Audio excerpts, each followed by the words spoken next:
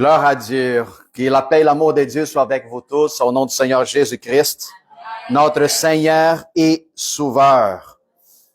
Pour des certains, il est Sauveur, mais il n'est pas tout à fait Seigneur de quelques-unes. Alors, on devait mettre Jésus comme souverain Sauveur de notre vie. Ça va dire, je m'y soumets à sa parole, à sa volonté, son désir, ses commandements, ses principes, tout. C'est ça, quand on comprend ces principes, c'est là qu'on devient mort pour nous-mêmes. Quand on décide de les suivre, ce n'est pas plus ma volonté puis mon désir, mais qu'est-ce qu'il a préparé pour moi depuis le commencement. C'est ça quand on rentre dans notre but d'existence. Amen. Alléluia. Gloire à Dieu. Dis à ton voisin, Jésus est mon Seigneur. Jésus est mon Seigneur. Alléluia. Dis avec la bouche pleine qui sort de ton ventre, il est mon Seigneur.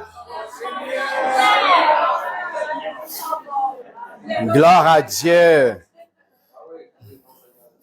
Une fois, il y a un athéiste. Il est déjà décédé. C'est là qu'il marchait dans une chaise roulante. Je pense que c'est Mario qui a partagé ça. Comment il s'appelle? Hawkins? Oui. Puis on me demandait qu'est-ce que vous pensez à propos de le paradis. Puis il était dans un combat avec un autre monsieur très connu, un mathématicien.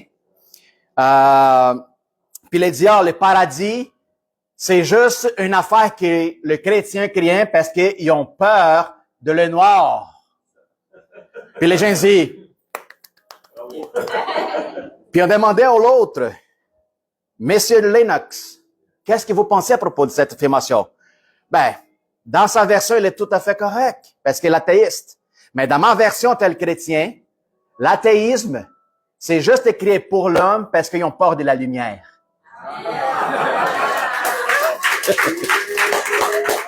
Hein? Voilà. C'est la beauté de l'Évangile. Parce que notre Dieu nous fait de nous des lumières, le sel de la terre. Alors, aussitôt qu'un chrétien arrive, l'ambiance change. Alléluia. Peu importe où ce que l'amour, elle s'y place, toutes les autres choses qui est contraire à l'amour, elle devait s'y soumettre. OK? Il faut très important savoir. Parce que l'amour ne cherche pas son propre intérêt, mais plutôt l'intérêt de l'autre. Quand quelqu'un veut chicaner avec toi, ouvre ta main, fais pas ta position de combat, mais plutôt t'y rendre à Dieu. Parce qu'une bagarre, ça arrive seulement quand les deux veulent se chicaner. Quand une personne va se chicaner, par contre l'autre, il élève le drapeau de paix, il arrive rien du tout. Amen. Thank you, Jesus. Alors, bienvenue à nouveau, notre frère qui est Madame Sylvie, dans l'évangélisation, Michel, l'a présenté. J'ai déjà oublié votre nom, mon frère. Moi, je m'appelle Mamadou. Mamadou. Yes, sois bienvenue au nom de Jésus. Gloire à Dieu, gloire à Dieu. Amen. Sois le bienvenu. Sentez-vous à la maison, au nom de Jésus. Gloire à Dieu. Alléluia. Et notre frère Daz qui est de retour de voyage. Alléluia. Bienvenue, mon frère. T'as passé longtemps dans le bateau? Non? Trop longtemps. C'est pour ça que quand Daz est rentré de l'église, il est venu parler. Hey, Balthazar, comment ça va? Je dis, oh, what's up, man? Oh. Comment ça va? Thank you, Lord Jesus. Dieu est merveilleux. Amen. Alléluia. Fanny, merci. Parce que la semaine passée, j'ai prêché à propos de la sémence. Puis peut-être dans une autre manière, comme vous n'avez jamais entendu par avant, en train de vous pousser à mettre en pratique vos idées, vos talents, tout ce que Dieu a mis déjà à l'intérieur de vous autres. Puis Fanny parlait de quelque chose ici. Pourquoi j'ai décidé de préparer une deuxième partie par rapport à la sémence. OK? Puis Fanny a déjà parlé beaucoup de choses. Hein? Qu'est-ce qui l'empêche que cette sémence avance dans notre vie? Alors ça, c'est vous laisser pour une deuxième partie, peut-être la semaine prochaine. OK? Puis quand vous allez écouter les deux paroles ensemble, vous allez comprendre c'est quoi. Puis comment rentrer dans cette dimension de s'aimer et récolter tout le temps. Continuellement. Parce que tout ce que Dieu a préparé pour toi, Il n'est pas lancé ailleurs, il n'est pas lancé à droite, à gauche, il est déjà jamais à l'intérieur de toi. OK?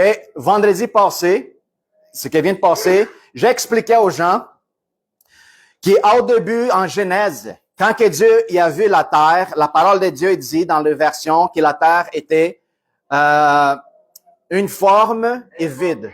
Une forme et vide. Merci André. Une forme est vide, mais dans la traduction originale, il parle à propos de le mot qui s'appelle barou. Barou, ça va dire pas tout à fait vide. Elle était uniforme, informe.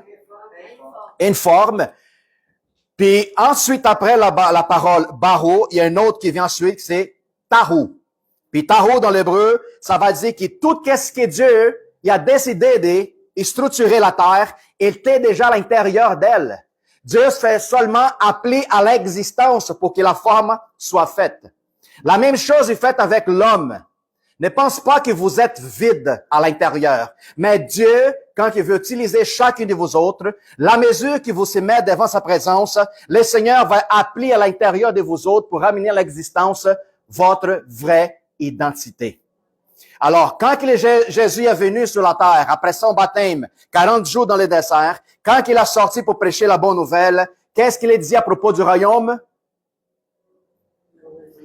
Il n'est pas droite, à gauche, ailleurs. Le royaume est déjà placé dans vous autres. Alors, tout ce que vous avez besoin pour accomplir puis réussir dans votre vie est déjà planté en dedans. Qu'est-ce que vous avez besoin de faire? C'est seulement accéder à ces informations. Puis lui est prêt pour t'aider, est prêt pour t'allumer. Clarté, c'est ça que la plupart du monde a besoin, clarté des pensées. C'est pour ça que le changement de l'intelligence est nécessaire pour que les clarités, elles viennent à la surface. Quand les choses sont plus claires, tu vois mieux, les idées apparaître, les ressources, elles viennent en toi. C'est formidable. Amen. Gloire à Dieu. Alors, parlez à ton frère à côté, dis, toute la source est dans toi. Toutes les ressources est dans toi. Prends cette information-là et prends note. Quand l'enfant de Dieu vient dire, je suis pas capable, c'est parce qu'il n'est pas encore éclairci dans son intelligence. OK? Parce que Dieu, dans sa parole, dit, tout est possible. Quand tu dis, je suis pas capable, c'est parce que tu n'es pas encore clair dans ta pensée. Alors, gloire à Dieu. Alléluia. Allons-y dans la parole de Dieu, où ce qui se trouve en Révélation, Apocalypse 3, versets 7 à 13.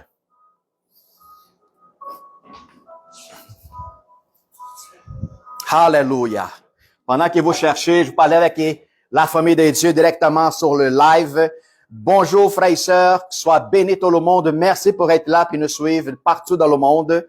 Alors, je vous souhaite un dimanche rempli de bénédictions, de la présence de Dieu. Et si vous se trouvez maintenant avec un problème au niveau de l'infirmité et douleur dans son cœur, je veux dire au nom de Jésus qu'il soit complètement libéré. Au nom de Jésus. Continue à nous regarder puis partage l'information pour que plus de monde ait accès à l'information et la parole de vie au nom de Jésus. Reste avec nous autres. Hallelujah. Thank you, Jesus. Amen. Amen. Apocalypse 3. Ah, sans parler aussi que c'est la première fois que mes petits-enfants viennent à l'église aussi. Vous avez vu là? Julia et Azaël. Thank you, Jesus. Alors, allons-y voir. Père éternel, je te remercie, Père, au nom de Jésus, pour que cette parole, laquelle ça va être lancée aujourd'hui, que ce n'est pas Balthazar qui la donne, qui la lance, parce que Balthazar est rien du tout. Seigneur, mais que ton esprit parle, Seigneur, à travers de cette vase. Que premièrement, tu puisses m'y édifier à travers ta parole, Seigneur, de cette nourriture bénie. Puis lance parmi tes enfants, Seigneur. Que la nourriture, elle soit une puissance de transformation, des changements, au niveau de leur compréhension et intelligence. Parler à leur esprit, Seigneur, à leur âme. Seigneur, que cette force, puissance, Seigneur, puisse, Seigneur, crée, Seigneur, dans leur cœur, Seigneur. Produis, Seigneur, des fruits, des changements, Seigneur. Je déclare au nom de Jésus, puis toutes les entités, Seigneur, qui essaient d'empêcher, de bloquer l'information, je les chasse au nom de Jésus-Christ. J'empêche la confusion. J'empêche toutes sortes de sources négatives à la pensée à l'intérieur de chaque personne ici. Au nom de Jésus. Amen. Gloire à Dieu. Écrit à l'ange de l'église de Philadelphie. Voici ce que dit les saints, les véritables. C'est lui qui a les chefs de David, la clé de David.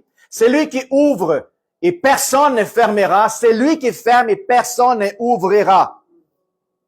Je connais tes œuvres. Voici parce que tu as plus de puissance et que tu as gardé ma parole et que tu n'as pas régné mon nom. J'ai mis devant toi une porte ouverte que personne ne peut fermer.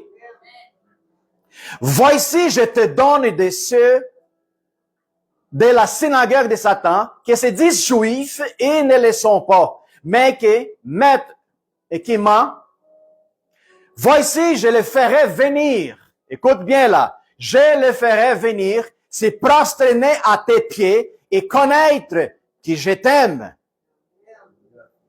Parce que tu as gardé la parole de la persévérance en moi, je te garderai aussi à l'heure de la tentation qui est à venir sur le monde entier pour éprouver les habitants de la terre. Je viens bientôt. Retiens ce que tu as afin que personne ne prenne ta couronne. C'est lui qui vaincra. Je ferai de lui une colonne dans les temples de mon Dieu.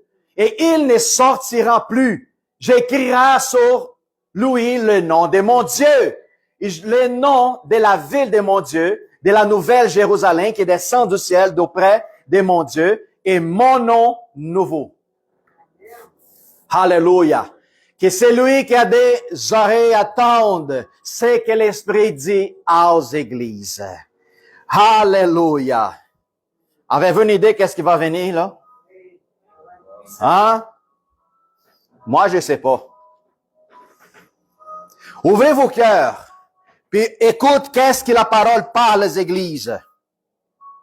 La parole de Dieu, elle parle à propos d'une église qui est dans un point de majesté, l'église de Philadelphie. Pasteur, pourquoi tu as parlé à propos de Philadelphie et pas les autres?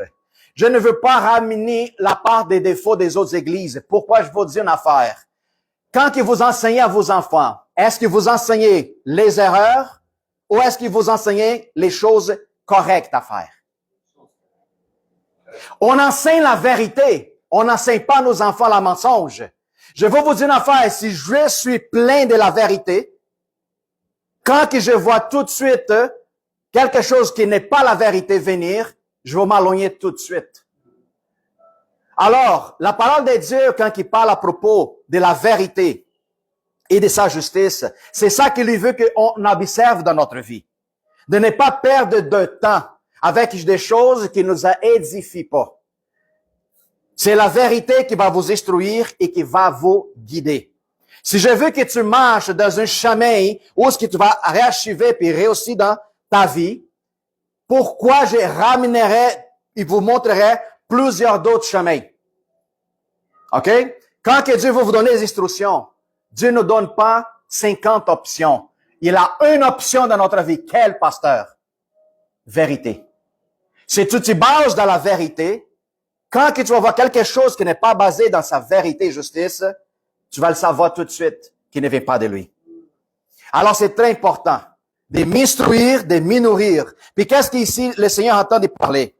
Il parle directement avec chacun de vous autres. Nous ensemble, nous formons l'Église. Nous, tels qu'individus, nous sommes le temple. OK? C'est pour ça l'importance de venir puis de nous rassembler. L'Église, c'est les regroupements des saintes. Le temple, c'est quand que moi, je suis à la maison puis je rentre dans sa présence. Il y a une certaine différence que parfois les gens ne comprenaient pas. Je suis le temple de Dieu. Moi, Balthazar, tel qu'individu. Quand que je suis à l'extérieur, le temple se promène. Mais quand que nous sommes ensemble, c'est ça que la parole dit, l'Église, il y a l'ensemble des membres. Alors, la nécessité de que nous sommes ensemble, c'est ça que ça forme le corps de l'Église, où est-ce que chaque personne a des fonctions différentes. Alors, la parole de Dieu entend de parler ici à propos de toi. Quoi? Église de Philadelphie. Puis que ça rentre dans notre esprit et qui reste gravé dans notre cœur. Pour que je sache, si je garde sa parole, je demeure dans sa fidélité, je marche dans la vérité, je demeure dans la lumière, je sais qu'est-ce qui m'est réservé. Et que rien d'autre, à contraire à qu'est-ce que nous vont m'en parler aujourd'hui, puisse enlever ma couronne. Alors, le Seigneur, dans le verset 7, la parole est claire, il dit, le Seigneur qui possède la chave de David, qui ouvre et que personne n'est capable de fermer devant toi. Et quand il lui ferme, personne n'est capable d'ouvrir. Qu'est-ce que ça va dire ça pour toi aujourd'hui? Qu'est-ce que ça pourrait représenter en moi aujourd'hui? Le Seigneur te donne la possibilité, comme qui a parlé à Pierre. Pierre, qui dit les hommes qui je suis? Ils ont demandé à un apôtre, ils ont demandé à un autre, puis qu'est-ce qu'on dit? Oh, toi, t'es le prophète, toi, t'es... il y a quelqu'un qui dit que toi, t'es l'incarnation d'Ésaïe. Il y a quelqu'un d'autre qui dit que peut-être t'es Jean-Baptiste, ou peu importe. Élie, puis Pierre, il prend la parole, il dit, non, toi, t'es le Christ, le Fils de Dieu vivant. Est-ce que Pierre est parlé par la chair? Jésus le regarde, dit, ce n'est pas la chair et le sang qui t'a révélé, mais c'est mon Père qui est au ciel. Parce que personne qui n'est pas l'Esprit de Dieu pourrait affirmer que Jésus-Christ est Dieu. Alors, à travers de l'affirmation de Pierre, le Seigneur dit, à cause de ta affirmation, je te pose une clé dans tes mains. Puis quand on parle à propos de cette clé, c'est accès à l'impossible. Accès à l'infini. L'accès à une dimension supérieure qui n'est pas des pénuries. On a parlé ça le dimanche passé. Tu rentres dans une atmosphère, dans une ambiance, dans un autre niveau où ce qui personne devant toi, qu'il soit humain ou qu'il soit spirituel, est capable de bloquer quand tu décides d'ouvrir la porte. Il faut comprendre une chose. Moi, si je marche en sainteté, puis je marche en lien avec le cœur de mon Père, il m'a donné la clé. Pourquoi? Parce qu'il dépose confiance sur toi. Je donnerai jamais la clé de mon char à mon enfant si je ne pose pas confiance en lui, si je ne vois pas qu'il est responsable. Alors, la position de la clé qui était posée dans tes mains, c'est pour que toi, tu sois capable d'ouvrir puis de fermer des portes. Parce que ton Père, il a déposé la confiance. Pasteur, qui confiance, c'est ça? C'est très simple. Il a décidé de donner qu'est-ce qu'il avait de plus spécial et précieux dans le royaume. Quoi? Son esprit. Si Dieu nous a donné son esprit, ne donnerait pas plus grande chose. Si le Seigneur nous a donné son Fils, nous donnerait pas plus grande chose. C'est cette mentalité qu'il faut qu'on change pour qu'on arrête de nous limiter, on arrête de nous assombrer. Ça va dire rentrer dans une culpabilité, dans une faute, dans la peur, dans l'insécurité, dans l'anxiété. Il faut qu'on sorte dans cette pensée tribuleuse, des tribulations. Puis on commence à rentrer, qu'est-ce que Dieu a préparé pour l'Église? Excellente. Où est-ce qu'il a accès pour les portes entre tes mains, laquelle je ne pouvais pas culpabiliser. Diable, Dieu, homme, non. Ma sœur est entre tes mains. Entre tes mains. Quand quelque chose qui vient auprès de toi, que toi qui vois, c'est une attaque. OK? Qu'est-ce que je dois faire?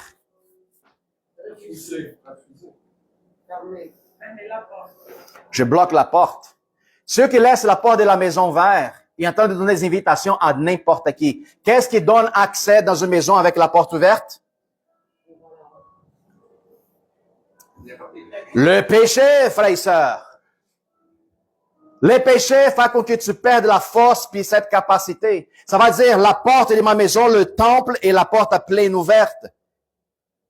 L'ennemi, il peut accéder si je donne le droit de le faire parce que le royaume de Dieu, la dimension de l'esprit, c'est un royaume de l'égalité.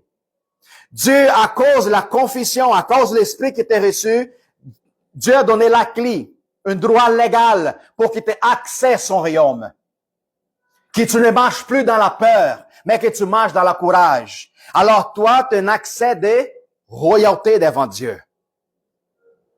Mais, si ma position de royauté, je commence à faire des bêtises, je commence à faire des choses illégales, contraires à la volonté de mon roi, qu'est-ce qui va arriver au niveau de l'esprit? Les gens qui sont des ennemis, ils vont arriver à la porte du roi, ils vont dire, wow, nous avons une déclaration ici contre ton petit roi. Puis cette déclaration, ça nous donne le droit de le déranger, ça nous donne le droit de l'importuner, ça nous donne le droit de peut-être les toucher, ça nous donne le droit d'accéder à ses richesses, à son héritage. Puis la plupart du monde ne comprennent pas ça. Le Seigneur appelle une église qu'elle a gardé sa parole, puis marché selon sa volonté. Puis c'est ça que le Seigneur, si tu es capable de faire ça, frère et sœur, il n'y a rien d'autre qui pourrait te déranger. La vie ne sera plus un problème. On est vendredi, on a parlé à propos des soucis de la vie, les inquiétudes. 99,9% des chrétiens vivent avec des inquiétudes. Vivent avec ces troubles que le monde naturel y vit aujourd'hui. Mais pasteur, l'inquiétude, elle est toujours là. Oui, elle est toujours là. Mais tu sais quoi? Elle ne me domine pas. L'inquiétude, elle peut venir, mais elle ne prend pas contrôle sur ma vie. Ça fait toute la différence puis change. Pourquoi? Parce que la base de mon identité, de le but de mon existence, elle est là devant la parole de Dieu. Si je suis dans l'inquiétude, c'est parce que je suis encore attaché à quelque chose ou je suis encore attaché à quelqu'un. Si tu es dans l'inquiétude, c'est parce que tes mains encore liées. Puis à partir du moment que tu es lié, tu deviens esclave de quelque chose. La seule personne à laquelle tu dois et puis déclarer que tu es esclave, il faut que tu sois esclave de la justice de Christ. Dans le verset 8, qu'est-ce qu'il nous dit? Nadia, exact. Je connais tes œuvres. Voilà, je connais tes œuvres. Le Seigneur nous accompagne, le Seigneur nous regarde. Voici parce que tu as plus de puissance et que tu as gardé ma parole. Que tu n'as pas renié mon nom. J'ai mis devant toi une porte ouverte que personne ne pourrait fermer. Puis cette porte ouverte, ça va dire, c'est toi qui vas limiter jusqu'où tu vas y aller. OK? C'est toi qui vas limiter jusqu'où tu vas y aller. Où, à quel montant, et à quelle quantité tu vas accéder pour toi. Il y a bien des chrétiens qui malheureusement vivent sur la terre avec une disposition d'héritage et richesse, mais avec une vie malheureuse, une vie de pénurie, une vie de tristesse. Quand que le Seigneur dit, la porte de mon royaume est pleine ouverte, puis c'est seulement une parole que tu dis, que ma volonté sera faite à la terre comme le ciel, mais tu as peur de la dire. Pourquoi? Parce que ton inquiétude, ta insécurité, elle est plus grande que la foi que tu devais porter dans ta vie. Parce que si au moins ta foi soit aussi grande comme un grain de moutarde, tu avais accès à tout ce que tu as pour droit. Puis c'est pour ça que la plupart des chrétiens sont en train de vivre une vie de difficulté et de misérabilité. Moi, Balthazar, je veux vivre la réalité de cette église, l'église de Philadelphie, une église de plénitude, une église de gloire. Une église où l'imitation, ça ne fait pas partie de mon dictionnaire. La peur n'existe plus dans mon dictionnaire. La mort, ce n'est plus la réalité qui m'assombre à chaque jour et nuit. Non. J'ai déjà accès maintenant à ma vie éternelle devant la présence de mon Père. Puis si je possède déjà la vie éternelle auprès de lui, j'ai accès à toute sa richesse, à mon héritage. J'ai la clé quand je rentre et je sors. Personne ne pourrait la fermer quand je décide de l'ouvrir. Et personne pourrait l'ouvrir quand je décide, je ne veux pas.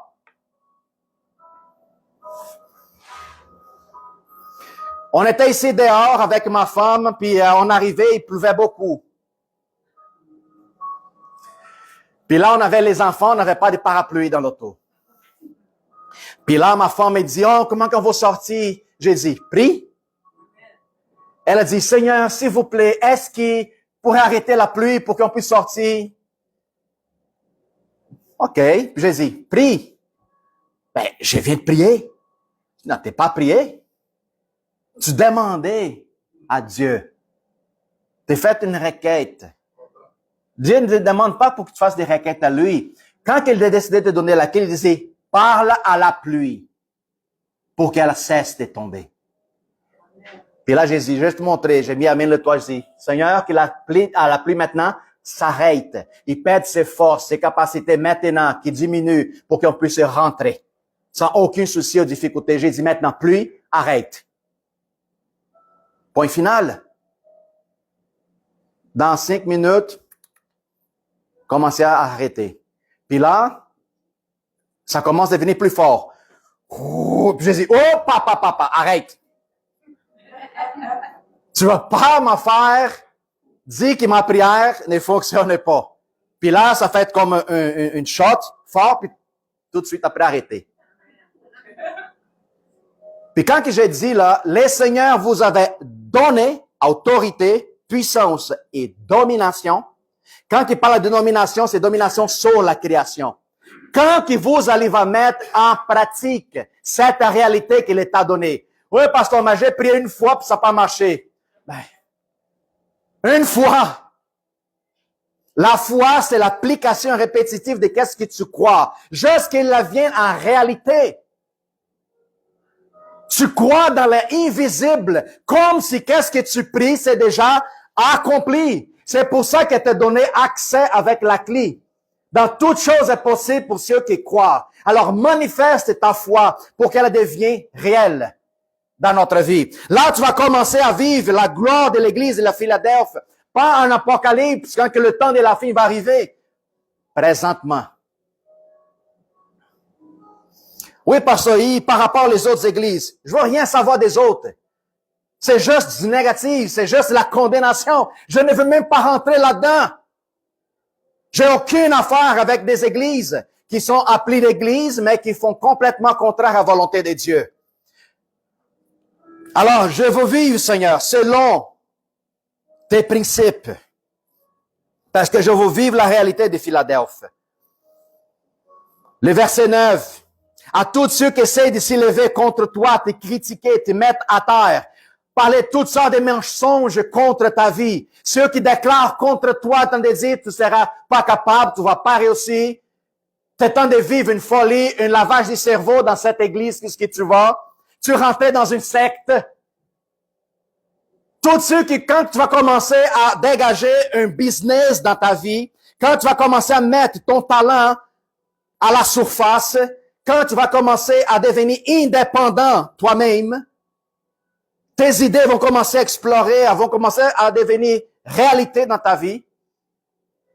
Il y a bien du monde, surtout ceux qui sont plus proches de toi. Ils vont commencer à dire, qui tu penses que tu es? Ben non, ça va pas marcher, cette ton affaire-là. Il y a beaucoup de monde comme ça. Ben non. La critique, elle est rapide. Puis c'est surtout de ceux qui sont plus proches.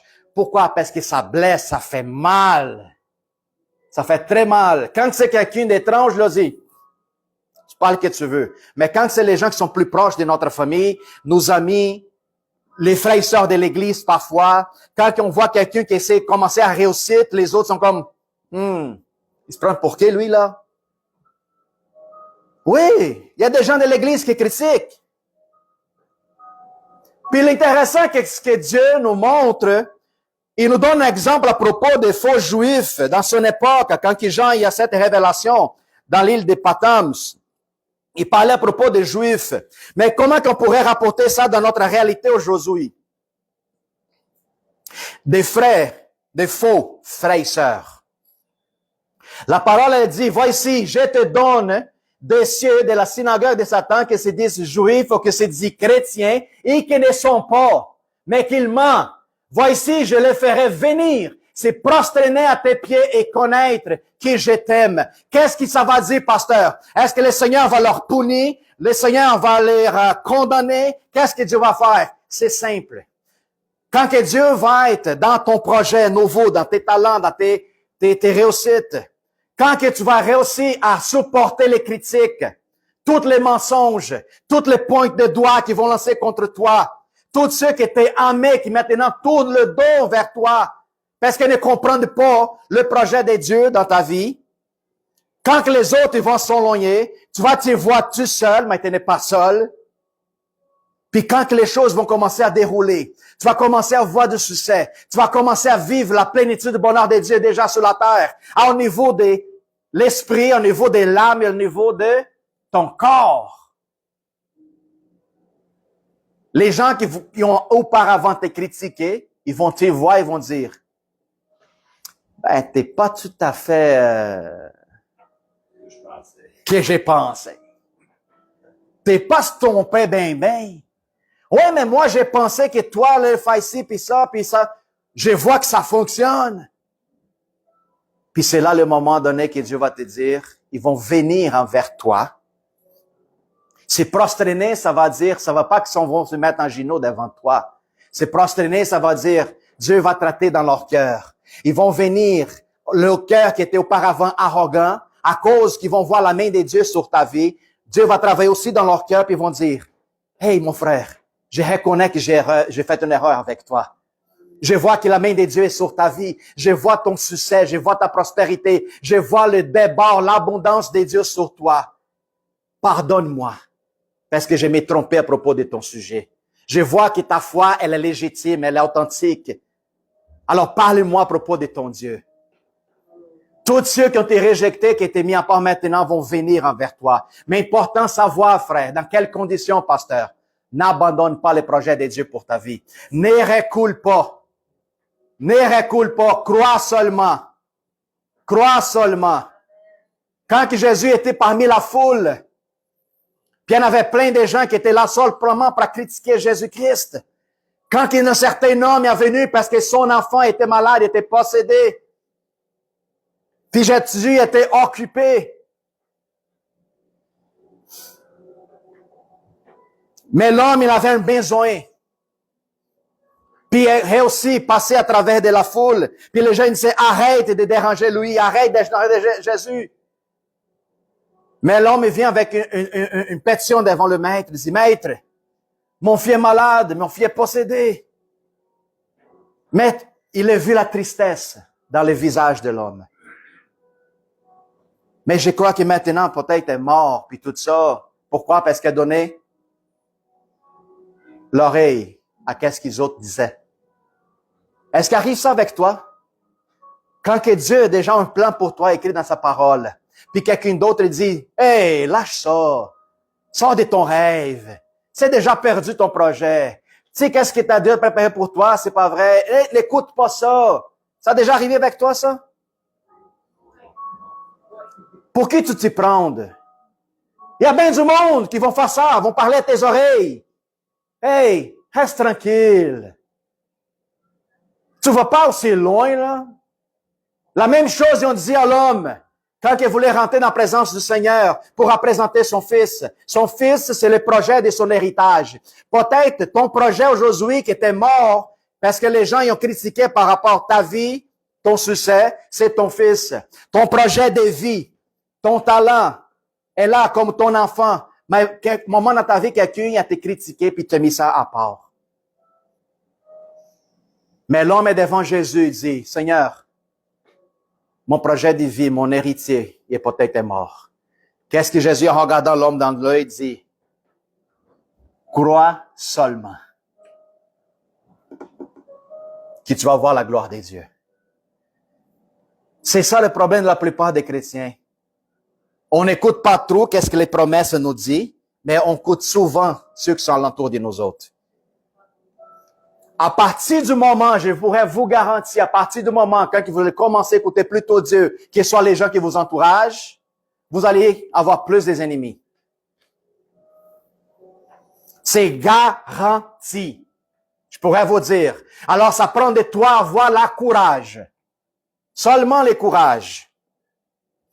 Mais tous ceux qui vont te critiquer, qui vont parler mal à ton dos, qui vont essayer de frustrer ton plan de Dieu dans ta vie, plus tard, quand ils vont voir le succès, la réussite, le bonheur, la paix, la joie dans ta vie, ils vont venir te chercher et dire, c'est quoi ton secret? Parlez-nous.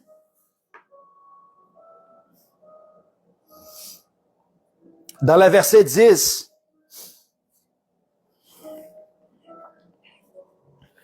c'est merveilleux.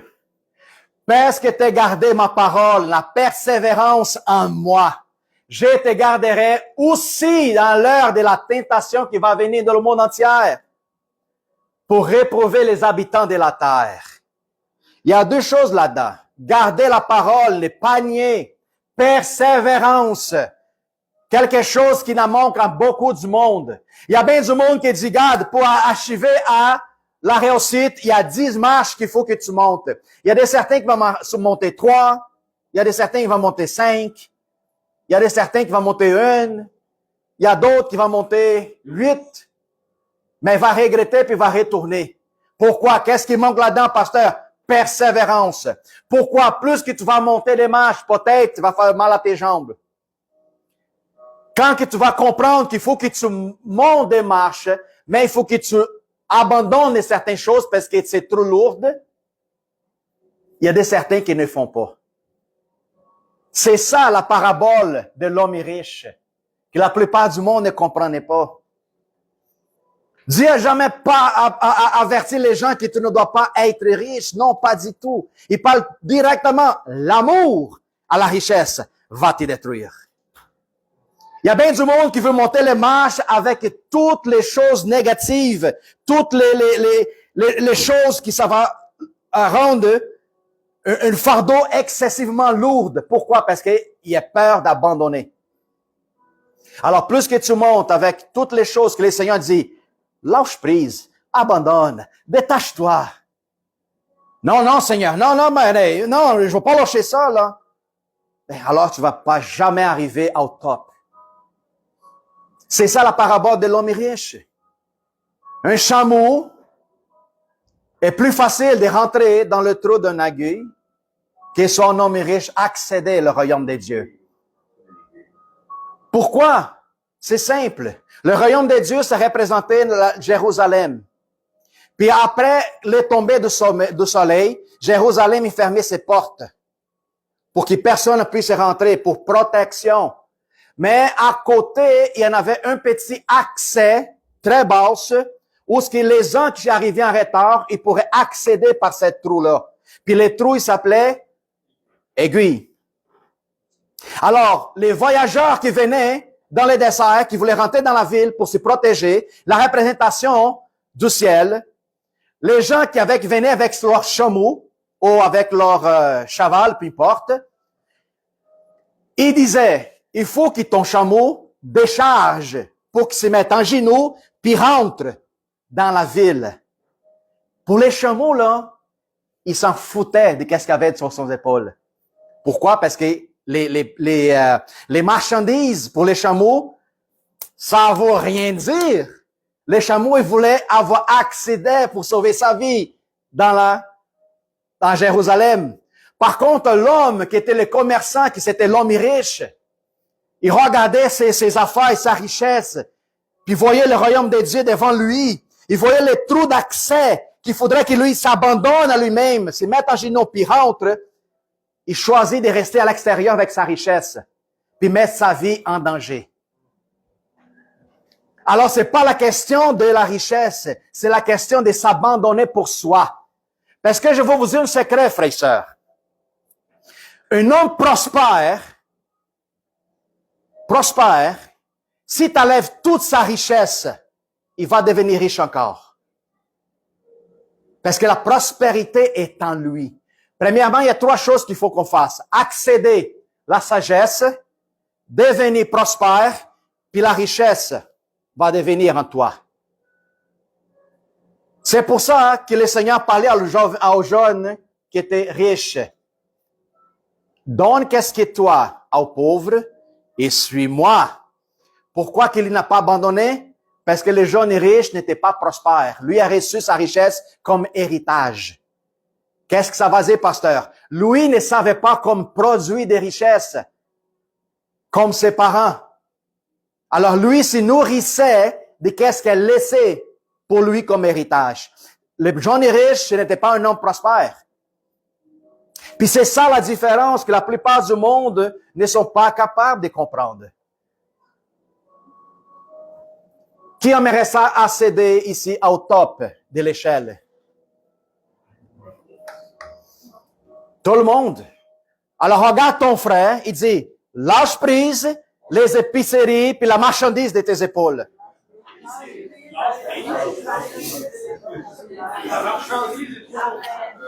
La marchandise est trop lourde.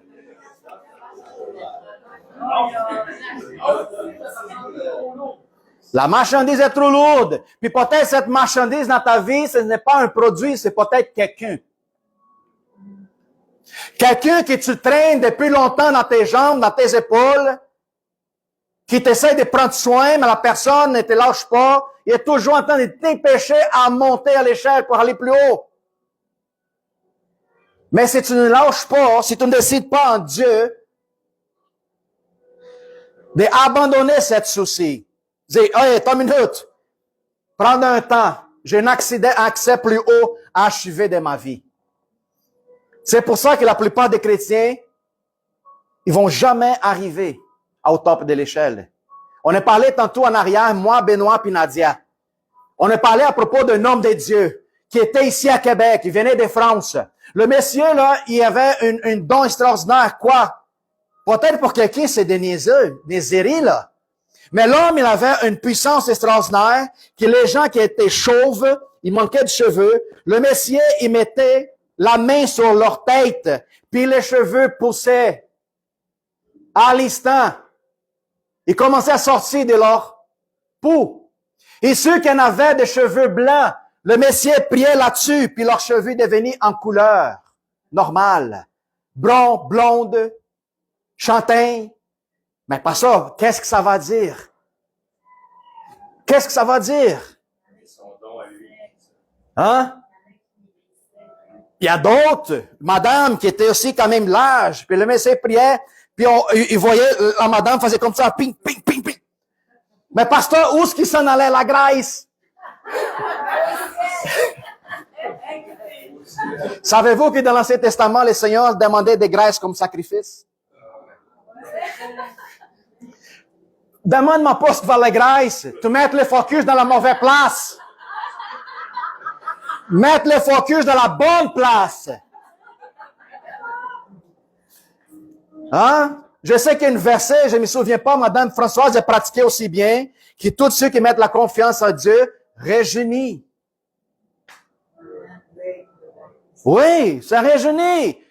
Puis une autre que j'ai partagé avec lui, quand il lui a parlé à moi à propos de ça, j'ai dit, bon, non, c'est drôle, parce qu'il y en avait un monsieur au Brésil qui venait, je ne sais pas, dans l'Afrique, ou peu importe. Mais le monsieur, il avait un don péculier, différent. Quoi? Il priait pour les gens au niveau de la mâchoire, la dentille. Comme il est venu dans une église au Brésil, puis la femme du pasteur, elle était génie. Puis elle ne parlait pas. Pourquoi? Parce qu'elle avait, à cause d'une maladie, une bactérie, elle a perdu toutes ses dents. Puis elle n'arrivait pas à mettre des dentiers puis tout ça. Puis elle est devenue une madame complètement fermée, génie, puis tout ça. Puis cette monsieur, quand il rapportait la parole des miracles dans l'église puis tout ça, il a mis la main sur la face de la madame et dit, ta gêne, elle cesse maintenant parce que Dieu te donnait un cœur de courage. Maintenant, parle. Puis quand ils parlent, ses dents, ils ont commencé à pousser de sa bouche. Puis là, quand les gens commençaient à venir, on commençait à faire la file. Savez-vous, le Brésil a beaucoup de gens qui sont pauvres, n'ont pas le moyen d'aller au dentiste. Alors, il y a des gens qui manquaient des dents, des gens qui avaient des caries, des gens qui avaient ça. Alors, venaient un par un, puis le Messie sur les gens prier. Il y a des gens avec des plombs qui tombaient, puis les dents nouveaux, ils venaient à la place. Des gens qui n'avaient pas de plat des dents, puis les dents, ils poussaient.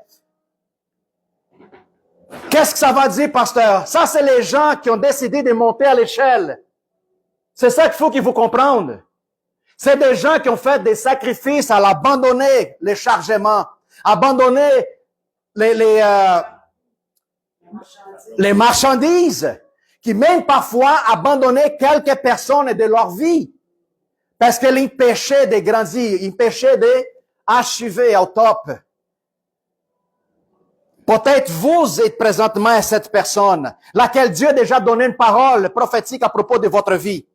Mais vous n'êtes pas rentré dans l'appel parce que vous avez du monde qui vous empêche. Vous n'êtes pas rentré dans l'appel parce qu'il y a beaucoup de choses dans votre vie, dans votre maison, dans votre outils, de vos biens, ou peu importe, qui vous empêchent de grandir. Peut-être qu'il y a quelques-uns que le Seigneur dit, sors de ce que tu es placé, puis je vais t'envoyer ailleurs. Mais la personne, elle est toi attachée, oh, mes amis, ma famille, puis tout ça. Tout le monde veut plus de Dieu. J'ai vu devenir cette église glorieuse. Alors, combien tu es prêt à donner? Combien tu es prêt à abandonner? Vendredi, on a parlé ici à propos des gens qui marchent en tellement de puissance. Mais pour achever dans une puissance aussi, ils ont passé pour une grande épreuve.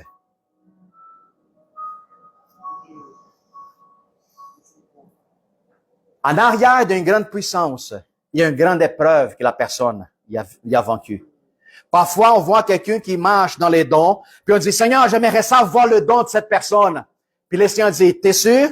Mais avec les dons aussi vient la difficulté qu'il a passée. Tu veux? Oh non, mais ça, là, non, je serais pas capable. Mais voilà! Voilà! Le moment de la tentation, le moment de la résistance, tu vas seulement passer dans la tentation, c'est une personne qui a la persévérance. Persévérant. Si tu n'as pas la persévérance de garder sa parole puis marcher dans sa justice, la tentation va t'écraser. Puis là, elle recommence et recommence. Puis ça, c'est une épreuve, là, qui va venir dans le monde entier pour éprouver les habitants de la terre. Puis je peux vous dire que ça a déjà commencé. En 2020, on a un grand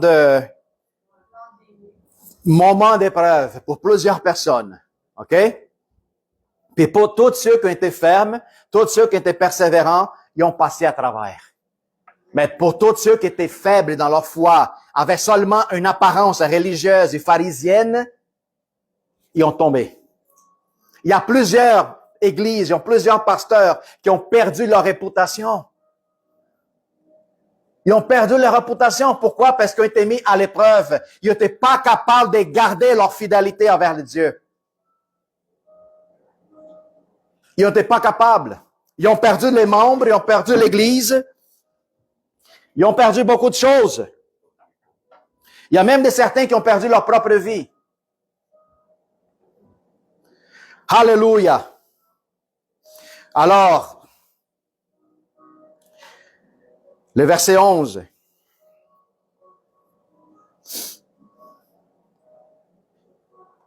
Thank you, Jesus. Je viens bientôt. Mais l'important de cet verset, dans son retour, c'est retiens ce que tu as, afin que personne ne prenne ta couronne. Le Seigneur est en train de parler que personne ne prend de ta couronne. Ça veut dire, ta couronne, elle est déjà toi. C'est pas la couronne que tu vas la recevoir. C'est déjà une couronne réservée, placée à toi. Quand tu vas arriver devant le Seigneur, si c'est les anges, si c'est le propre Seigneur Jésus-Christ, tu vas dire, il t'attendait depuis longtemps. Mais là, il dit, retiens ce qui est à toi. C'est quoi qui est à toi? Que personne, il faire un avertissement, que personne ne prenne. Qu'est-ce qui t'appartient? C'est quoi? Quelle est la seule chose qui va nous donner accès à notre héritage, à notre salut? C'est quoi? Foi, faith. Sans la foi, est impossible d'être agréable à Dieu. Sans la foi, tu ne peux pas accéder à ton appel, à ton héritage, à ton salut. Le salut vient par la foi, frères et sœurs. Et la foi en Jésus-Christ. Les difficultés de la vie, qu'est-ce qu'on a lu tantôt? les gens, les ennemis, les épreuves, même les amis, ils vont faire de tout dans leurs possibilités parce qu'ils n'ont pas réussi, faire comme que toi, tu ne réussis pas. Pourquoi? Pour décourager ton cheminement, pour décourager ta relation avec Dieu, pour t'entrister, pour que tu lâches cette chemin-là. Je sais qu'il y a plusieurs qui ont déjà reçu cette parole-là. Eh ben, écoute, t'es malade mental. Cette affaire avec Jésus-Christ, là. On voit de plus en plus aujourd'hui dans l'Internet des débats, des athées chrétiens, musulmans chrétiens, puis toutes sortes de choses. Des gens qui essayent de plus en plus prouver que la Bible est contraire, est des fabules. C'est ça, des fables. Que la Bible est des fables. Que la Bible n'est pas réelle. C'est juste un conte de faits. C'est juste des histoires qui étaient racontées. Puis je me demande, c'est drôle parce que tous les archéologues qui font des vérifications, d'exploration, ils vont premièrement regarder la Bible pour certifier que c'est vraiment ça qu'on vient de trouver. C'est drôle parce qu'ils ont besoin de la Bible pour approuver leur... Qu'est-ce qu'ils ont trouvé là? Qu'est-ce qu'ils ont découvert? Puis il y a un pasteur que j'ai entendu parler qui lui dit, j'ai fait un cours de théologie, j'ai prêché la parole, j'ai vu Dieu agir dans ma vie, puis tout ci, puis tout ça. Mais elle lui dit, mais dans le moment quand j'ai mis mon pied à Jérusalem, la théorie que j'ai appris dans l'école est devenue un fait. Quand j'ai vu le chemin, la place, les monts des Oliviers, puis tout ça, il dit, la Bible, elle est devenue vivante devant ma face. Alors, la Bible, ce n'est pas un fait de croyance. Si tu crois dans la Bible, tu n'es pas de foi, hein. Mais pasteur, il faut le croire. Tu crois quelque chose que tu connais pas. Pour moi, la Bible est une évidence et un fait. Pourquoi? Parce que je vis d'expérience jour à jour avec mon Dieu. Tu crois quelque chose, c'est parce que tu n'es pas sûr. Si je demande, Mario, tu crois à ta mère? Non, tu ne le crois pas. Tu le sais qu'elle existe. Tu sais qu'elle est réelle. Tu n'as pas besoin de croire à ta mère. J'ai pas besoin de croire à mon père. Je sais qu'il est. C'est ça, quand tu dis, hey, tu crois en Dieu? Non, je ne crois pas, je sais qu'il est. Oh, tu crois que Dieu existe? Non, il n'existe pas. Il est. C'est ça la différence. Alors, quand tu vois quelqu'un qui est malade, attends pas croire dans la guérison. Non, la guérison, c'est un fait. Pourquoi? Parce que je l'ai fait puis je les vois les résultats. Ce n'est pas une question de doute, questionnement, je demande à Dieu. Non. C'est une réalité pour moi. Vous avez compris? Ce n'est pas une croyance. Alors, si tu veux changer le mot croyance par rapport à ta vie chrétienne, quand les gens disent, tu crois, je dis non, c'est un style de vie que je vis. Christianité, c'est un style de vie à vivre continuellement. Si toi, tu es dans l'église, si tu es ailleurs, si dans ton travail, parmi tes parents, ta famille, tu as un style de vie chrétien. C'est pas un titre, c'est un style de vie nouveau que tu viens de recevoir quand Jésus commençait à habiter en toi. Ce n'est plus toi qui y penses, ce n'est plus toi qui décide, ce n'est plus toi. Non, c'est sa parole en toi qui est la vérité ultime. Puis ça change tout. C'est pour ça que nous, tels que chrétiens, quand on arrive dans des scénarios où ce que les gens sont désespérés, t'arrives avec la paix. Quand les gens ils viennent dans des scénarios où ce qui est dit, c'est fini. Tu dis, non, ce n'est pas fini encore. Quand ils te veulent dans un scénario que les gens disent, c'est pas possible. Tu dis, non, tout est possible. Ta langage change. Ta perception est différente. Ta perspective, elle est nouvelle.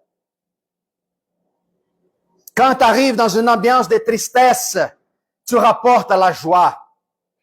Quand tu arrives dans une ambiance des querelles, des bagarres, tu rapportes la paix. Vous voyez? C'est un style de vie. C'est ancré dans mon cœur. Le Seigneur dit, je veux écrire ma parole dans ton cœur. Pour ne plus besoin rapporter ça puis consulter en tout le temps. Non, ça va être ancré dans ton cœur. Toi puis moi, nous serons un seul.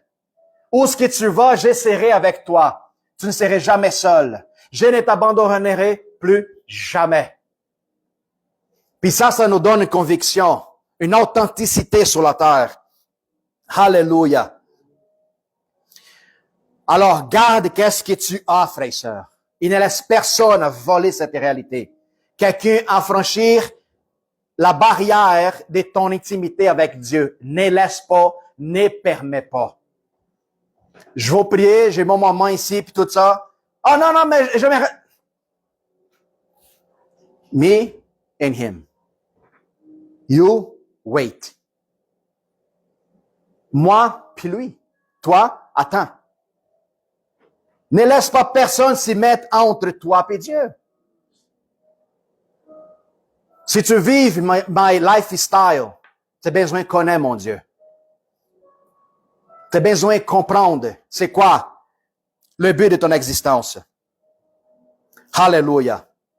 Alors, garde ta foi puis ne laisse personne. Parce que dans les derniers temps, la parole dit, plusieurs abandonneront la foi. Plusieurs. Pourquoi? Parce qu'ils n'étaient jamais persévérants. Alléluia. On parle à propos de l'apostasie. Alléluia. Thank you, Jesus. On va dans le verset 12, Nadia. Thank you, Lord Jesus. Ceux qui vaincront, je ferai de lui une colonne dans les temples de mon Dieu. Thank you, Lord. Il ne sortira plus. J'écrirai sur lui le nom de mon Dieu et le nom de la ville de mon Dieu, de la nouvelle Jérusalem qui descend du ciel auprès de mon Dieu et mon nom nouveau. Alléluia. Nous serons comme des colonnes devant le Seigneur. C'est quoi une colonne?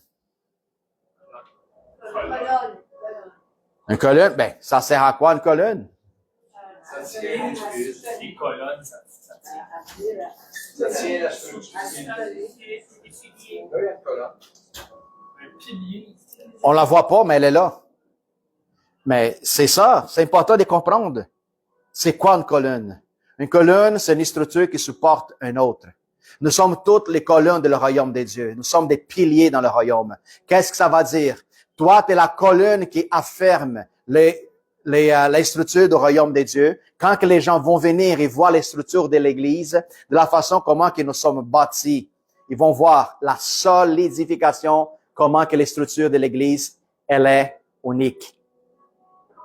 OK? La colonne, c'est toi qui donnes la résistance.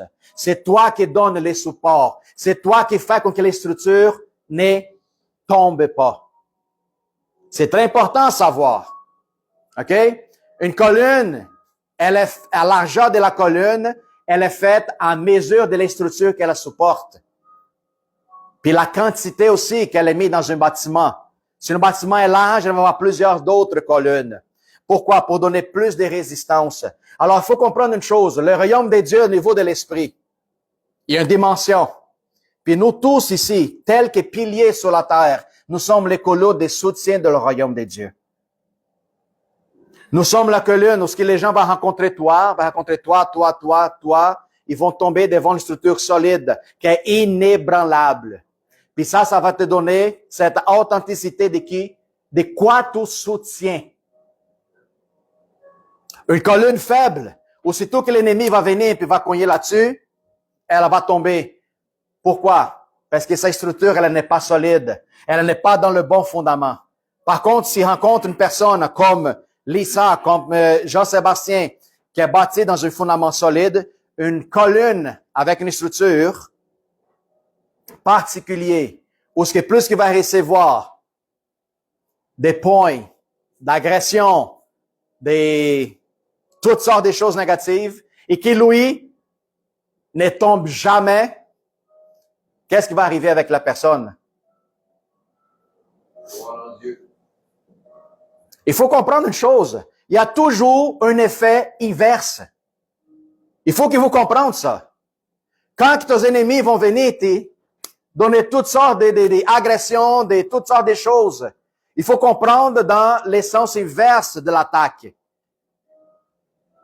Ils vont finir pour s'y rendre. Ce n'est pas ça qu'on vient de lire dans le verset 3. Où est-ce que les gens qui vont venir te donner des coups de poing, ils vont t'agresser, ils vont lancer toutes sortes de paroles contre toi. Ils vont voir que toi, tel que colonne du royaume, tu ne tombes pas, tu ne brûles pas. Alors, ils vont recevoir les coups inverses sur les autres mêmes. Les autres, ils vont reconnaître ton Dieu. Les autres, ils vont reconnaître la puissance qu'en toi. Il faut comprendre, quand que le Seigneur donne des figures qui parlent à propos de nous autres, il faut que notre pensée, elle, soit plus élargie. Dieu nous parle des colonnes. Qu'est-ce que c'est une colonne? C'est quoi le rôle d'une colonne là-dedans?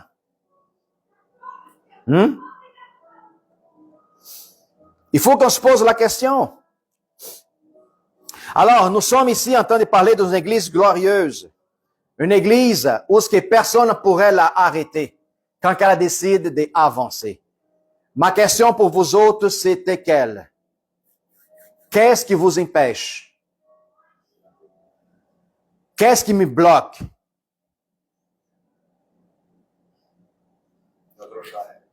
Qu'est-ce qui m'empêche d'avancer? Notre pensée, la limitation de mes idées, à cause que je ne connais pas qui je suis, les attachements, les fardeaux encore qui est en toi, que tu décides pas l'abandonner, les petites saletés que tu les caches en dessous du tapis. Hein? Parce que le petit péché, c'est ça qui fait. Oh, c'est juste une petite chose. Quand les gens viennent, je les mets en dessous du tapis, personne ne les voit. Quand que la visite part, je la sorte encore. Mais cette petite chose te ramène dans un sens de condamnation. Il ne te laisse pas monter la marche. C'est à nous de décider, frères et sœurs. Toi, tu es une couronne. Toi, tu es la colonne des structures du royaume des dieux. Toi, tu es les clés des dieux sur tes mains. Où est-ce que tu peux ouvrir des portes puis tu peux la fermer. Toi, tu as cette capacité en Jésus-Christ. Le Seigneur a donné tes armes accessibles entre tes mains. C'est toi de les utiliser. Ce n'est pas toi de vouloir retourner et demander quelque chose qui était déjà entre tes mains. C'est pour ça que je parle et j'enseigne à plusieurs chrétiens. C'est niaiseux, qu'est-ce que tu fais ta prière? Ben là, c'est pourquoi je mets ma prière? Oui, parce que c'est une prière avec, comment je pourrais dire, un sens des peines. Piété. Hein? Quêter. Dieu ne t'appelle pas pour que tu viennes auprès de lui comme un sans-abri, comme un mendier. C'est ça la différence que les gens ne comprennent plus. Toi, avant de connaître ton père, ton héritage, ton identité, ton appel, tu étais un sans-abri. Maintenant que ta réalité, elle a apparu devant toi, ta habitude, ta mauvaise habitude de venir devant la présence de Dieu et demander de pitié envers lui, c'est fini là. Il faut comprendre cette réalité. Il y a bien du monde qui comprend d'une façon mauvaise comment que Dieu traite ses enfants. Il y a bien du monde qui tombe malade puis dit, ouais, mais tu sais, c'est peut-être la volonté de Dieu. Mais prie pour moi. Puis j'ai dit, moi, je prie pas pour toi. Ben, pasteur, c'est bien méchant. Ben non, c'est pas méchant parce que si c'est Dieu qui est fait, si j'ai pris, je vais aller contre la volonté de Dieu. Alors, reste malade. Si c'est Dieu qui veut que tu sois malade.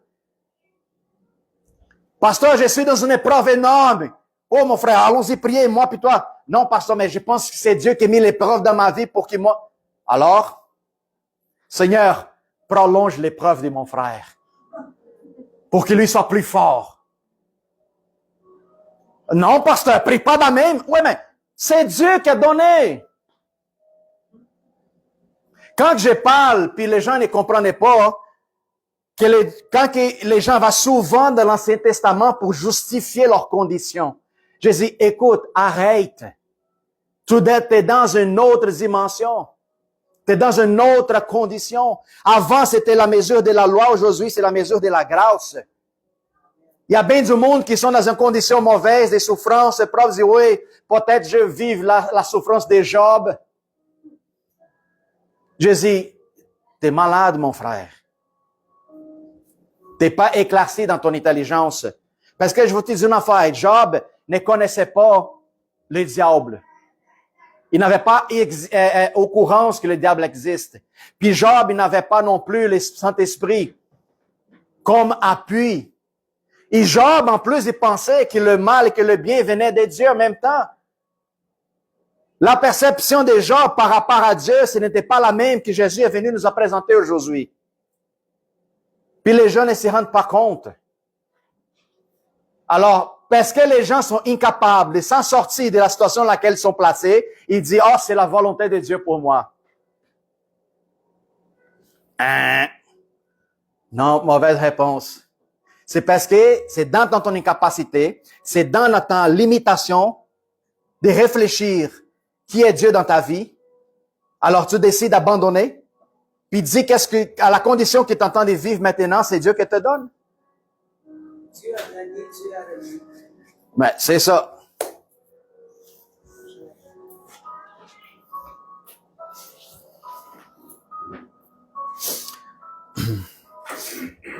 Alors, nous avons des décisions à prendre aujourd'hui. De ne pas sortir ici de la même façon quand j'ai rentré. Parce qu'ici, nous sommes en train de parler d'une église qui va réussir à la fin de la tribulation. Puis la tribulation à toi, c'est peut-être maintenant que tu es en train de vivre. Peut-être c'est dans cette tribulation que maintenant tu es engagé puis tu ne sais pas comment sortir. Mais maintenant, je t'ai donné les secrets. Je t'ai donné des codes de le royaume de Dieu pour que tu sors de là-dedans. Ta souffrance. Ouais, mais tu comprends pas ma souffrance, mais sors de cette dimension d'esclavage, des peines. Sors. Quand je commence à rentrer dans la dimension des peines, c'est parce que je vois mon problème plus grand que Dieu.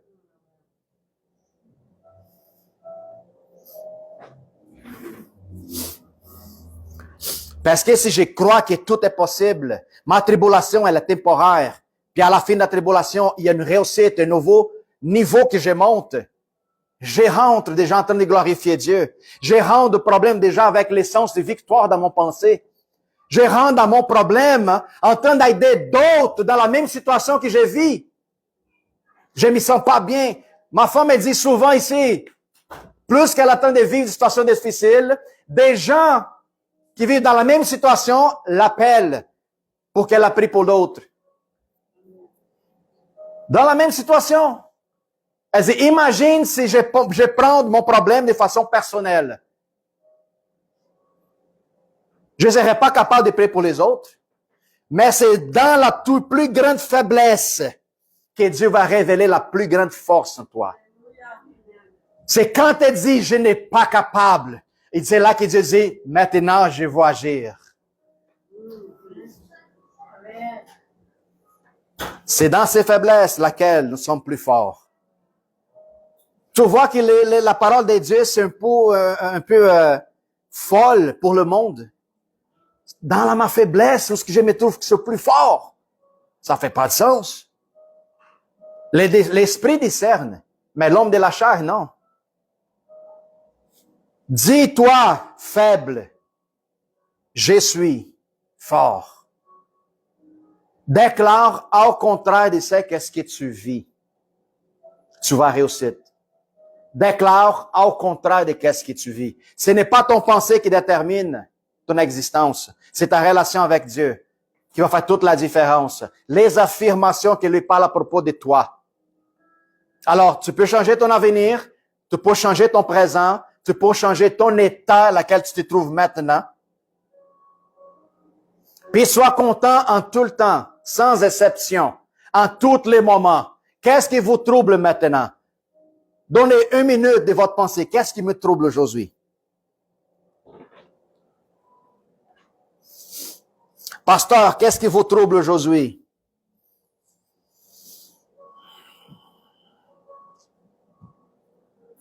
J'ai aucune idée. J'ai aucune idée. Qu'est-ce que ça vous trouble? Savez-vous pourquoi? Parce que où est-ce que je place mon focus? Cette focus devient mon Dieu. Si je crois que tout passe, mais le Seigneur a fait mes paroles, vont s'accomplir, alors, trouble passe une après l'autre. Savez-vous d'une chose? Je vais vous donner une mauvaise nouvelle. Vous voulez savoir la mauvaise nouvelle? Les troubles que tu vives aujourd'hui, d'autres pires, ils vont venir. Alors, c'est une réalité. Alors, toi, tu mets le focus en Dieu, puis quand un trouble va venir après l'autre, tu vas mettre les pieds là-dessus, puis tu vas marcher pour aller plus loin. Ou tu vas s'y plaindre comme un enfant qui connaît pas son père, en train de dire, papa, regarde. Puis le papa va dire, dites-le pour sortir, dites-le pour se finir, avance, passe par-dessus. C'est comme une déclaration d'un pasteur qui a eu une rêve, qui s'est changé son pensée. Le pasteur, il dit qu'il y a eu 3 jours, cette même rêve. Et puis le rêve, c'était que lui s'est trouvé dans une ambiance. Puis là, dans l'ambiance, il voyait Jésus. Merveilleux, une source de lumière. Puis lui, il commençait à avoir une joie énorme. Puis lui, il dit, wow, Jésus dans mon rêve. Puis il voulait se rapprocher de Jésus, puis tout de suite après, un démon s'est manifesté entre lui et Jésus. Puis le démon était comme ça, il s'est manifesté, puis tout ça, puis l'église, il avait peur, puis il s'est réveillé. L'autre jour, la même chose. Le 3e jour, la même chose répétitive. Pourquoi? Dieu voulait le montrer quelque chose. Il se lève, le démon est là, en train de cacher Jésus devant lui. Puis lui, qu'est-ce qu'il fait? Jésus! Tu ne vois pas? Tu m'as oublié? Regarde qu'est-ce qui arrive. Et voulait montrer à Jésus qu'est-ce qui se passe. Comme si Jésus ne savait pas tout, du début à la fin. Regarde qu'est-ce qui se passe. Tu m'aimes plus, Jésus. Puis Jésus dit, qu'est-ce qui se passe, mon fils? Parle. Mais maître, regarde les démons qui se mettent au milieu de moi puis toi. Puis Jésus dit, je vois. Alors, pourquoi tu ne fais rien? Parce que Jésus dit, j'ai tout te donné. Maintenant, dis-lui, sors. Puis le gars est arrêté, il dit, je sens. Jésus dit, essaye. Démon, sors devant moi. Puis quand le gars a dit, au nom de Jésus, le démon, c'est parti comme un nuée. Puis Jésus était devant lui. C'était difficile, mon fils? Non, non, maître. Parfois, c'est ça qui arrive dans ma vie et dans votre.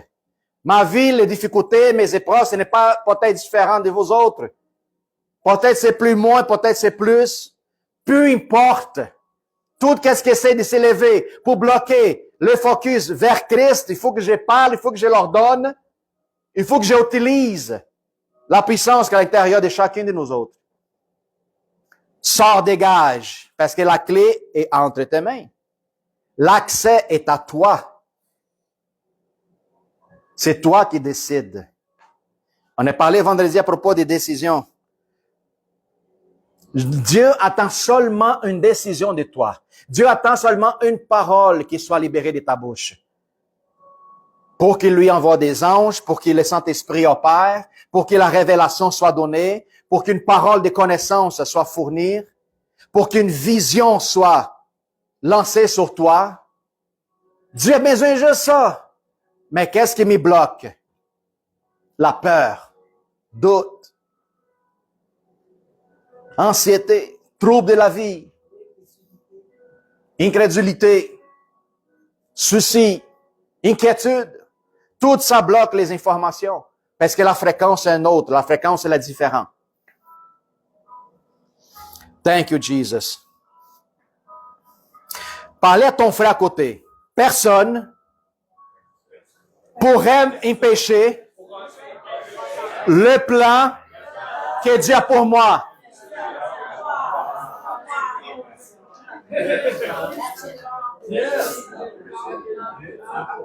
Pas Daniel.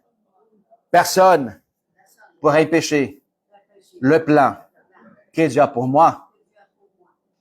Amen. Reçois ça, cette parole dans votre cœur, puis appliquez-les dans votre vie. On va voir les résultats, on va voir les changements, on va voir les transformations, on va voir la réussite, on va voir les gens sortir de la zone de confort. Plus que tu restes dans la zone de confort, plus que tu vas vivre une vie de souffrance. Pourquoi? La zone de confort, elle est contraire à ta réalité. Je parlais ici vendredi, j'ai donné une métaphore. J'ai donné une métaphore par rapport à quand Dieu a créé l'homme. Dieu a fait l'homme comme ça serait une lampe de poche. Comme ça serait une lampe à poche. OK, vous voulez comme ça, je vous donne comme ça. Dieu a créé un homme comme une lampe à poche. Elle n'était pas là. Alors, quand tu allumes la lampe, elle éclaire les ténèbres. Amen. Tout le monde qui va faire du camping et dans la maison, une lampe dans même, au cas que la lumière part, puis vous avez comment voir dans les noirs. Alors, chaque lampe, il y a 2 batteries. Puis la batterie représente ta source d'intelligence, ton raisonnement, qu'est-ce que Dieu a mis à l'intérieur de la petite boîte. Puis les 2 batteries sont placées de quelle façon, pasteur? La polarité pour que la lumière soit. D'accord? Pôle positif avec négatif. Alors, les petits lampes à poche, ils se promenaient dans le paradis, Adam et Ève, en train de rayonner la lumière de Dieu partout où les autres étaient. L'ennemi vient auprès d'Eva, puis qu'est-ce qu'il fait? Ouvre le petit accessoire, puis lance une sémence de confusion au niveau de ses pensées à Eva. C'est quoi? Est-ce que Dieu vraiment dit ça? Puis qu'est-ce que cette sémence qui a bloqué, qui nous serons, si ça n'aurait pas arrivé, on serait encore aujourd'hui dans le paradis. Qu'est-ce que ça fait de cette petite sémence? Ça a inverti la polarité de la batterie. Alors, la batterie avec la polarité invertie, quand on essaie d'allumer la lampe à poche, elle marche pas. Puis toi, tu n'es pas capable de dégager la lumière laquelle tu étais créé pour fonctionner de cette manière. Alors, tout ton péché, parce qu'ils ont venu avec la polarité de notre pensée inversée, puis Jésus est venu pour mettre la polarité en fonction nouvelle, en affirmant, attends une minute, au début, vous étiez lumière, mais maintenant, jusqu'à date, la lumière en vous autres n'était pas encore allumée. Maintenant, je vous donne le secret du royaume. Puis c'est maintenant que notre pensée est changée, la polarité est inversée, puis Jésus dit, vous êtes lumière du monde. Avez-vous compris pourquoi est nécessaire changer la polarité de pensée? Pensée contraire à ce que le monde nous dit. Contraire à les règles du monde. Ne pas être conforme. Qu'est-ce que le monde essaie de vous dire qui vous êtes? Le monde, ouais, mais pasteur, le monde fonctionne comme ça. M'excuse, mais la parole me dit que je ne suis pas du monde. Je ne fonctionne pas tel que le monde fonctionne. Je ne vis pas selon la loi du monde. Ma loi elle est supérieure au-dessus de cela complètement. Nous vivons selon la loi de l'esprit, qu'elle est plus excellente. Puis là, ça change plein de choses dans notre vie. Commencez à appliquer, frères et sœurs. Vous allez voir des résultats. C'est pour ça que des gens qui se font beaucoup plus longtemps ici, à l'église, qui est le plus vieux ici, je ne sais pas exactement. C'était Jerry, Alexandra, Teresa, peut-être. Puis je demande une chose. Combien de fois, le temps que vous me connaissez, vous avez déjà vu moi se plaindre? Je connais les autres plus de 15 ans, ça fait 20 quelques années, là. Ben, j'ai jamais attendu de se plaindre. C'est bizarre parce que ce n'est pas normal, justement. Pour moi, c'est c'est une offense à la réalité que le royaume vive en moi. C'est une offense. Alors, c'est des codes, c'est des structures qu'il faut qu'on commence à appliquer dans notre vie pour qu'on puisse achever à la plénitude, à la totalité, pour les gens qui sont alentour de nous autres, aperçois que toi, tu n'es pas normal, que ta langage, tes habitudes, ta façon d'agir, ta façon de fonctionner, ce n'est pas du tout comment le monde le fait. Parfois, c'est dur. Parfois, c'est dur quand les pasteurs parlent, quand les pasteurs donnent un conseil. Parfois, c'est difficile. C'est vrai. Parce que la vérité, elle ne négocie pas avec la mensonge. La vérité, quand elle la perce, la parole dit, c'est comme une épée qui rentre. Une épée des deux tranches qui rentre tranquillement.